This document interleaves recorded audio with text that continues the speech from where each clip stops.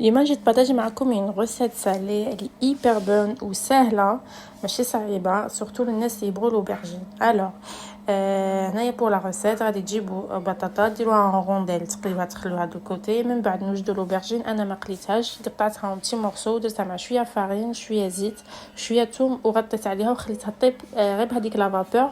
بصح لازم دائما تحركوها باش ما تنحرق لكمش. من بعد درتها دو كوتي زدت لها سال بوافر كومون وسماق. من بعد وجدت كولي الطوماط تاعي انا نشريه واجد كولي الطوماط مع شويه ثوم شويه بوافر وشويه كمون نخلطهم.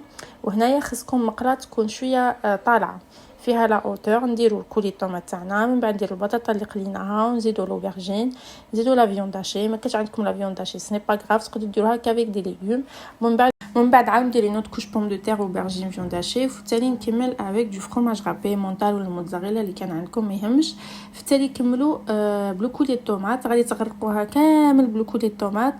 ديروها فوق النار كي تبدي تغلي تنقصولها وتغطيوها وتخلوها طيب في خاطرها. من بعد تقلعوها. انا درت دي زونيون فري او مع شويه تاع لو بيرسيل كوم اكومبانيمون. درت لو ري بسمتي. راه عندي اون فيديو فيها كاع لي كونساي ولي زاستوس بور ريوسير لا كويسون تاع لو ري بسمتي تاعكم. ان شاء الله تعجبكم لا ريسيت. نيزيتي با دو كومونتي بارطاجي لايكي. نقول لكم صحفتكم يا تري بيانتو.